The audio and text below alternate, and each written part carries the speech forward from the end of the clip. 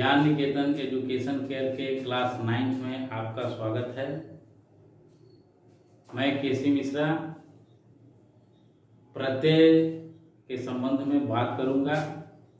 जैसा कि आप जानते हैं कि हम लोग प्रत्यय चैप्टर पढ़ रहे थे और आपके पाठ्यक्रम के अनुसार जिन जिन प्रत्ययों को पढ़ना है उसमें मैंने 2 प्रत्यय को पहले वाले वीडियो में बताया था। आशा है आप उसे समझ गए होंगे। अब हम आज तुमुन प्रत्यय के बारे में पढ़ेंगे। आज के वीडियो में हम तुमुन प्रत्यय पर चर्चा करेंगे कि तुमुन प्रत्यय कहाँ लगता है और इसका प्रयोग हम कैसे करते हैं। तो तुमुन प्रत्यय के प्रयोग को समझने से पूर्व यहाँ पर मैंने 2 एग्जाम्पल लिखा है, फर्स्ट एग्जाम्पल और ये सेकेंड एग्जाम्पल। इन दोनों उदाहरणों को आप ध्यान से देखिए और उसके अर्थ को समझिए। माता शिशुम भोजनाय आह्वयति रामः पठितुम गच्छति।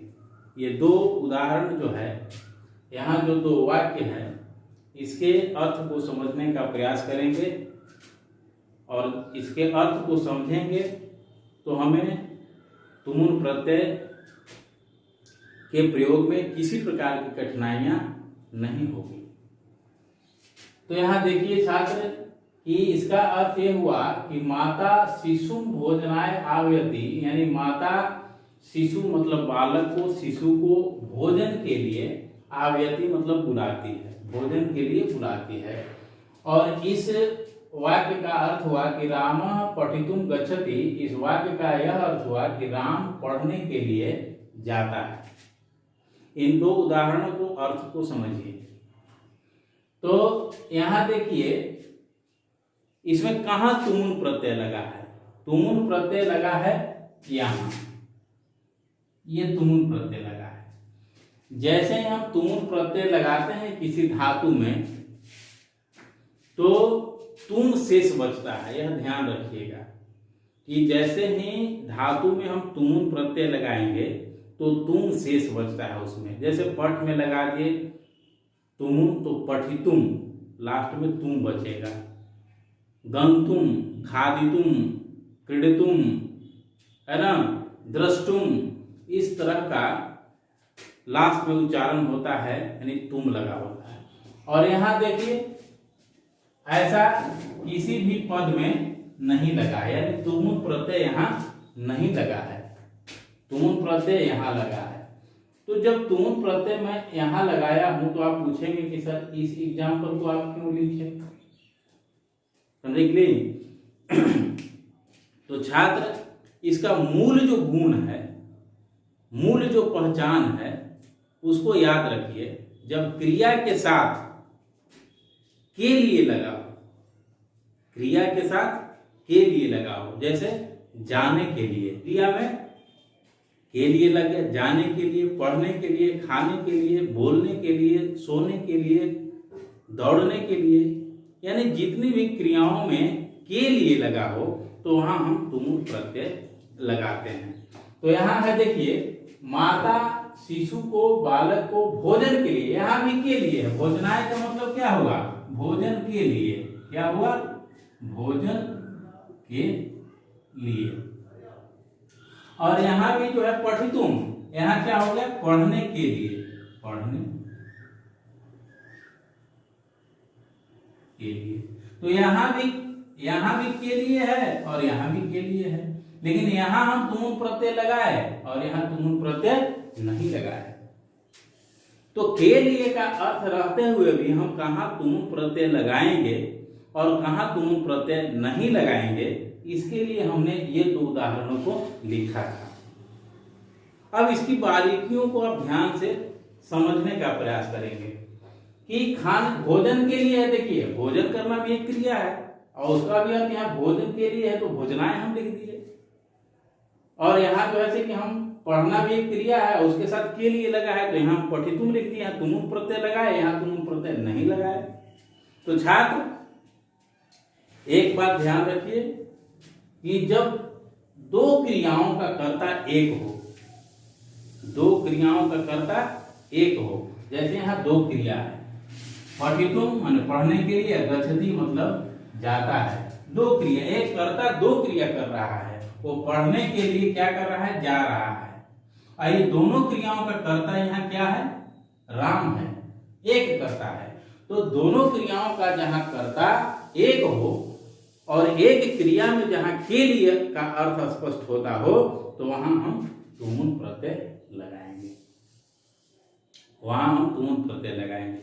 और लेकिन जहां अलग अलग दो कर्ता हो, यहाँ है एक माता शिशु भोजनम आह्वयति, माता जो है शिशु को बुलाती है, यहाँ बुलाने का काम कर रही है कौन, माता, लेकिन भोजन कौन करेगा, शिशु करेगा, बालक आएगा तो करेगा। यानी कि भोजन के का प्रभाव शिशु से संबंधित है और माता का इस क्रियापद से संबंधित।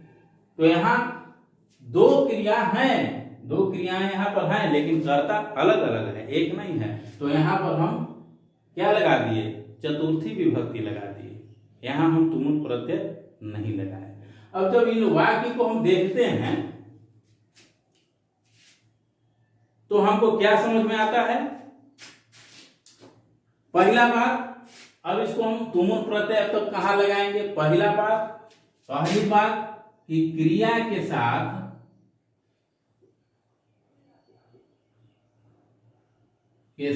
जब के लिए लगा हो, के लिए लगा हो, क्रिया के साथ जब के लिए लगा हो तो क्या लगाएंगे, तुमुन प्रत्यय लगाएंगे। दूसरी बात हमने क्या समझा कि एक क्रिया दूसरी क्रिया के लिए होता है, क्या होता है कि एक क्रिया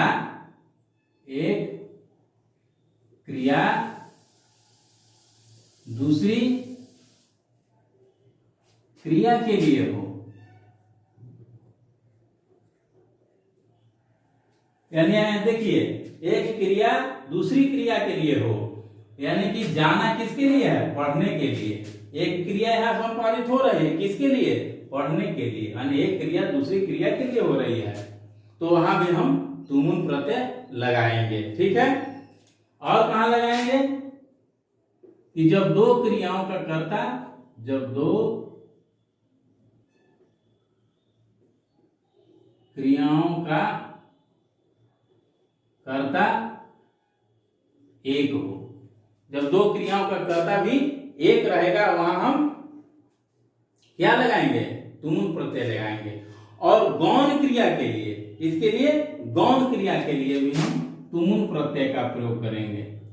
गौण क्रिया के लिए, गौण क्रिया के लिए, गौण क्रिया में कौन आएगा, गौण क्रिया के लिए तो सकना आपको आ जाएगा, सकना, सक्षम और समर्थ, है ना, ये सब गौण क्रियाएं हैं। गौण क्रिया के लिए तुमुन प्रत्यय का प्रयोग करेंगे।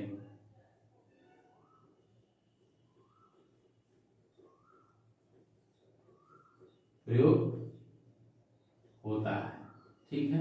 अब इसका एग्जाम्पल देख ले यहां पर, जैसे तुम पढ़ने में समर्थ हो, हम यह लिख दिए, तुम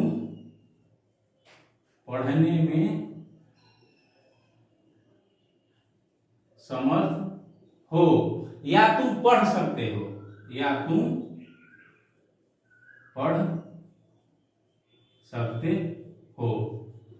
अब ये दोनों का एग्जाम क्या, दोनों का जैसे कि अनुवाद क्या बनेगा, तो हम पठितुम समर्थ असि, या त्वं पठितुम शक्नोषि। यहां भी तुमुन प्रत्यय लग गया, यहां भी तुमुन प्रत्यय लग गया, ठीक है।